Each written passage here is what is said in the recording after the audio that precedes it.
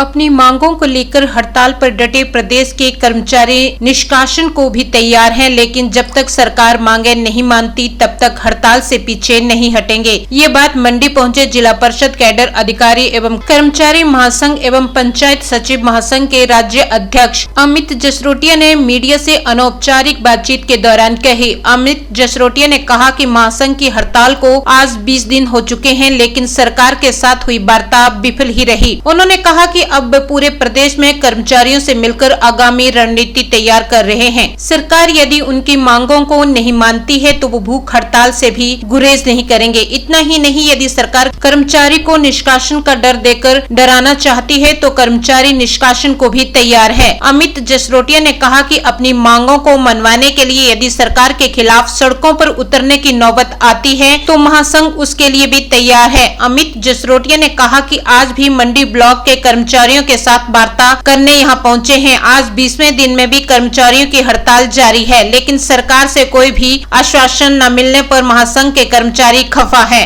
3 तारीख को हमारी सरकार से वार्ता हुई है, जो कि विफल समझो, उसमें बात नहीं बन पाई हमारी। और अभी हमारा सरकार की तरफ से हमारे को कोई भी इंटीमेशन नहीं आई है, जो आधिकारिक रूप में हमारे को इंटीमेशन बातचीत के लिए नहीं आया हुआ है।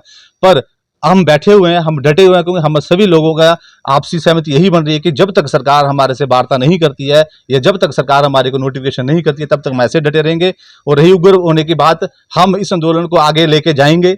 हम आज यहाँ बैठे हैं, कल हम इसके लिए धरना प्रदर्शन भी इसके लिए करेंगे। हो सकेगा अगर हमारा निर्णय नहीं होता है तो हम क्रमिक हड़ताल के बारे में भी हम इसके बारे में सोच सकते हैं, जो कि हमारी राज्य कार्यकारिणी का जो भी निर्णय रहेगा। पर अब हम पीछे हटने की नौबत जो है, हम सभी साथियों से, मैं कल भी 4 ब्लॉक मैंने मंडी जिले के किए हैं और आज मैं यहाँ पे आया हूँ, आगे मैं जा रहा हूँ बाकी लोगों में। तो जो नीचे से आ रहा है हमें मैसेज मिल रहा है और लोगों में जो जोश है हमारे कर्मचारियों में, वो वही है कि पिछली 2 बार भी हम स्ट्राइक कर चुके हैं, जो कि हमें आश्वासनों के अलावा कुछ नहीं मिला। तो ये अब अंतिम बार है, ये निर्णायक होनी चाहिए, क्योंकि हमारा टाइम भी डे बाय डे कम हो रहा है। हमारे कई कर्मचारी जो है वो हर महीने रिटायर हो रहे हैं, जो बिना ओपीएस के बिना इसके जा रहे हैं। तो अब हमारे पास जो है वो कुछ अदर अल्टरनेटिव है ही नहीं। अब लास्ट तक हम इसको लेके जाएंगे, चाहे हमारे साथ लोग हमारी तरफ तक तैयार है कि हमारे साथ जो भी घटनाक्रम होगा, निष्कासित होगा, जो भी होगा, हमारे को हम झेलने के लिए तैयार है। पर अपने साथियों के भविष्य को मद्देनजर रखते हुए, अपने परिवारों को देखते हुए, अपने बच्चों की तरफ देखते हुए हम जो है वो अब पीछे हटने वाले नहीं है। एक चीज मैं आपके माध्यम से और बोलना चाहता हूँ कि नए जो कर्मचारी अब जिला परिषद में अपॉइंट हुए, जो पिछले 1 साल पहले हुए थे, उनका भविष्य भी क्या है। नए हमारे पढ़े लिखे हैं, पीएचडी होल्डर भी लोग भी हमारे बीच में जो लगे हैं। पंचायत सचिव की बात करूं मैं, बाकी डिप्लोमा जेई होल्डर सारे हमारे पास लगे हैं, पर वो भी नियमितीकरण उनका बंद है। उनको पता चलेगा जब उनके मार्च 2024 में 2 साल पूरे होंगे और उनको विभाग की तरफ से पत्र आएगा कि आपका नियमितीकरण नहीं हो सकता क्योंकि फाइनेंस डिपार्टमेंट मना कर रहा है। मैं ओपनली बोल रहा हूं। तो उनका भविष्य क्या है? वो आज 2 साल पहले उन्होंने स्टडी करके नौकरी ली, उनको तो ये लगा कि उनका भविष्य सिक्योर हो गया, एक सरकारी नौकरी किसी को मिल जाए तो बंदा सिक्योर हो जाता। पर अब ना वो किसी दूसरे इंटरव्यू में बैठने, क्योंकि उनको नौकरी लगी, अब यहाँ फंस गए वो, तो अभी खुल के वो अब तैयारी नहीं कर पाएंगे।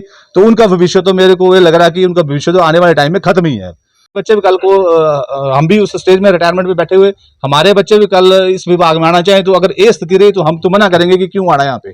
तो मेरा इसलिए विभाग से, सरकार से मेरा अनुरोध है कि नए आने वाली पीढ़ी का ध्यान रखते हुए और हम जो पुराने अब रिटायरमेंट पे बैठे हुए हैं इनका ध्यान रखते हुए हमारे को एक विभाग की मर्ज किया जाए, जिसमें पंचायती राज विभाग, आरडी जो भी विभाग हो उसमें मर्ज किया जाए, ताकि हम जो है वो और दुगने जोश से जो है स्थानीय जनता के बीच में जाके काम कर सकें। मेरा यही कहना है।